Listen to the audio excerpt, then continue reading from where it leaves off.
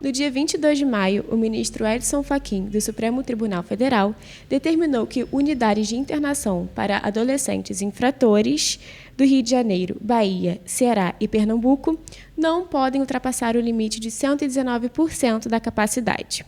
Com isso, só no Rio, 400 adolescentes deveriam ser transferidos ou cumprir medidas socioeducativas em casa. O governador Wilson Witzel afirmou que esses jovens são problemáticos e o sistema público não poderia recebê-los. Nós temos uma legislação internacional, que é a Convenção dos Direitos da Criança, de 1989, e temos uma legislação brasileira, que é o Estatuto da Criança e do Adolescente, de julho de 1990, que já questiona essa terminologia dos menores abandonados e delinquentes para concebermos crianças e adolescentes com direitos, como sujeitos de direitos no nosso país. Estamos tratando aqui da questão de adolescentes a quem se atribui autoria de ato infracional. Isso porque muitas vezes são apreendidos, e depois há todo um processo para se verificar essa autoria do ato infracional. Isso para superarmos aquela fase, de muitas décadas em que se apreendia um menor de idade por suspeição. E, obviamente, isso não acontecia com adolescentes de classe média ou de classe média alta, isso aconteceria aos chamados menores. Pobres, negros, moradores de favelas, das periferias das cidades, que são esses que acabam sendo apreendidos até mesmo dentro dos espaços dos ônibus ou espaços públicos, enfim. Então, esse é um primeiro equívoco que nós precisamos olhar com cuidado.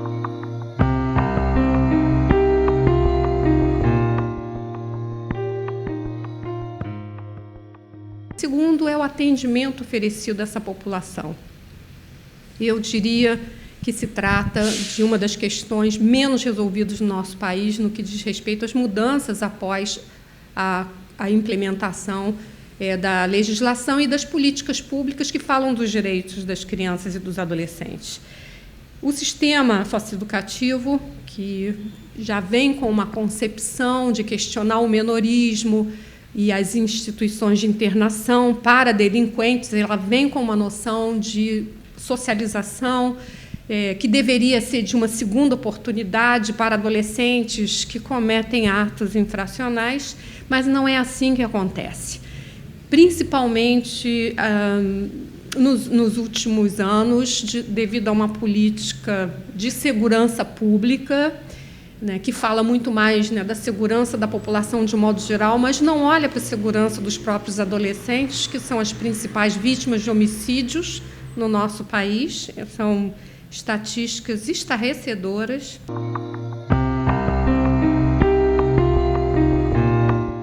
Essa segurança pública vem com medidas de apreensão, recolhimento forçado e resulta numa superlotação dessas instituições, de privação de liberdade, que é uma das medidas da socioeducação, para a autoria, para crimes ou infrações mais graves, em que se responsabiliza esse adolescente.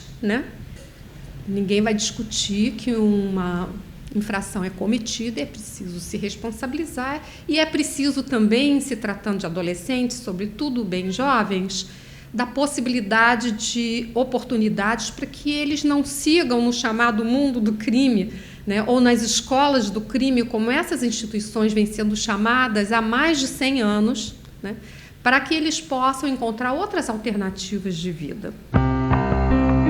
Os equívocos são muito grandes. Temos mais do que o dobro de adolescentes nessas unidades. As unidades já foram inspecionadas com vários especialistas internacionais, brasileiros. A própria LERJ fez relatórios, já vem há anos mostrando irregularidades. Mesmo que não houvesse a superlotação, não são instituições onde se possa pensar que eles tenham uma segunda chance. Então, isso precisa ser visto, e definitivamente vamos discordar totalmente das medidas que foram apontadas como solução para essa situação.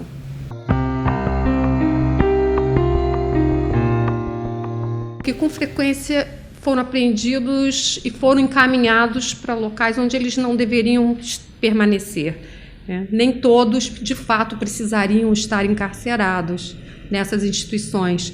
Então, a primeira medida seria, de fato, tomar outras medidas de maior cuidado na apreensão, a forma de apreender, o contato com a família e utilizar formas de mediação para decidir se devem ou não ir para essas unidades que a própria juíza do Rio de Janeiro afirmou que eram escolas do crime. Mas são eles que acabam encaminhando esses adolescentes para essas unidades fechadas.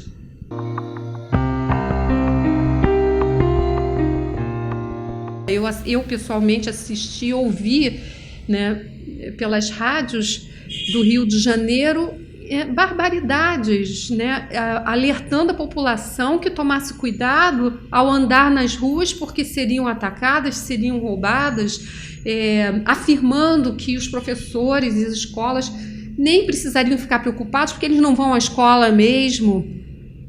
Isso é um desserviço em termos de informação pública. Nós estamos falando de adolescentes que precisam, talvez mais ainda do que muitos outros que estão em situações muito indignas de vida nas suas próprias comunidades, inclusive nas relações que se estabelecem com o crime organizado e o tráfico de drogas, na cooptação de adolescentes que não se conseguem lidar adequadamente com essa questão. Nós estamos vendo que as medidas, as formas de veicular informação estão equivocadas, as medidas tomadas já sabemos que não resultarão em sucesso, e aumentar o clamor da periculosidade desses adolescentes, alertando a população contra eles, realmente não ajudará ninguém.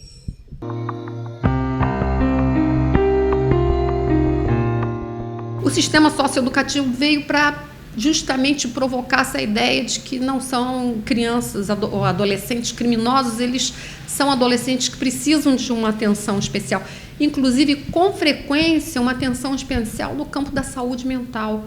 Confunde-se o fato de terem um comportamento antissocial, agressivo, com a ideia de que muitos deles têm problemas até graves no campo do sofrimento psíquico sem que tenham sido atendidos nessa direção. Então, há também uma nebulosidade em relação a quais são os sintomas e o que eles estão nos dizendo, o que eles precisam. Muito frequentemente, eles acabam encarcerados dentro das unidades de atendimento do chamado sistema socioeducativo e às vezes acabam depois encarcerados enquanto adultos, nessa trajetória, né, do crime, que todos nós temos interesse que não seja dessa forma. Então, o sistema socioeducativo, como o próprio nome já diz, vem com a ideia de pedagogia social, da ideia de uma socialização possível, uma segunda chance que os próprios adolescentes pedem o tempo todo. É um mito que todos queiram estar no mundo do crime porque vão ganhar dinheiro, vão estar armados, vão ser poderosos. Eles sabem que vão morrer e sabem que não são bem vistos na sua própria comunidade.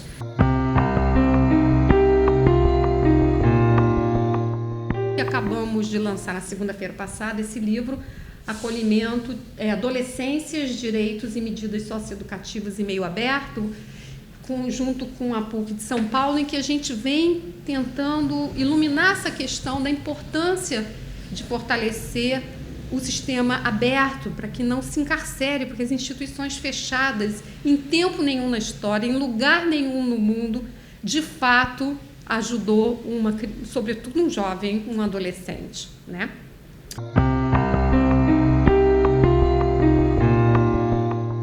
Quando há mais de 100 anos estamos falando que essa forma de atendimento é extremamente onerosa para o Estado, é muito cara, é muito dispendiosa, é muito difícil manter capacitados profissionais com sentido mais humano no atendimento, num ambiente fechado, né, dessa forma em que se misturam diferentes adolescentes e adultos. É muito difícil de se pensar qualquer forma de socialização mais humana ali dentro. Então, construir mais unidades também não é uma solução, elas vão talvez estar mais vazias. Estou sabendo, inclusive, que não se diminuiu a institucionalização, ou seja, o encaminhamento para essas unidades. Então, se tira 400, mas se encaminha outros para lá, também né, algo que não faz sentido. Então, em termos de caminhos, eu já apontei alguns em termos de uma humanização do atendimento. Isso não é utopia, né? Humanização é possível com uma seleção cuidadosa dos profissionais que vão entrar no sistema, uma capacitação permanente. É difícil o trabalho, é necessário que eles sejam apoiados e sejam constantemente ouvidos, né, e orientados no trabalho diretamente dentro das unidades. O mesmo se dá no meio aberto, então já vem se apontando isso há muito tempo. Condições mais humanas no próprio estabelecimento físico, né, da possibilidade deles terem oportunidade de estudo, de profissionalização que eles desejem. Há experiências no Rio de Janeiro em instituições de acolhimento que fazem isso com adolescentes. São poucos, mas existem. Então, os profissionais, ali está o segredo de tudo também, no sentido deles terem condições de um bom trabalho, e eles farão. E, num sentido mais a médio e longo prazo, vamos olhar o que aconteceu antes, porque temos tantos jovens no início da puberdade, adolescentes e jovens, sem perspectivas de futuro no nosso país. Se eles são justamente o amanhã, mas não é o amanhã futuro, é amanhã mesmo. Eles estão aqui hoje, né? As próprias crianças e adolescentes nos dizem isso o tempo todo.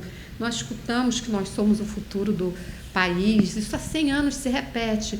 De fato, por uma questão de idade, eles estarão aqui e nós não estaremos, mas eles estão vivendo hoje. Então, as políticas públicas que estão referenciadas, né, nas últimas 2 décadas, no Sistema Único de Assistência, no Sistema Único de Saúde, as políticas de educação inclusiva, nós temos essa formulação de políticas muito bem estruturada no país. Não é verdade que não temos, e temos excelentes experiências também.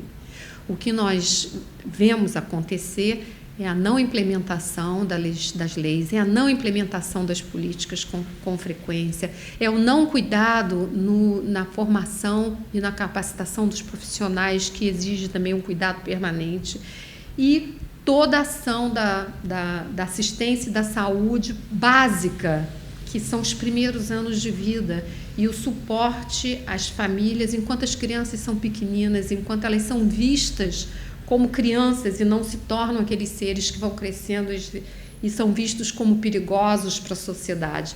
Ali há um imenso universo do que fazer, e o Brasil tem essa experiência de como fazê-lo. É o caso de não desmontar e destruir o que já se conquistou, né? Então, se não se investir na educação e na formação profissional, nós teremos que construir muitas prisões nesse país. Mais ainda, o Brasil é o 3º no mundo que mais encarcera pessoas. Vamos lá olhar quem está encarcerado. É muito injusto, né? É muito injusto.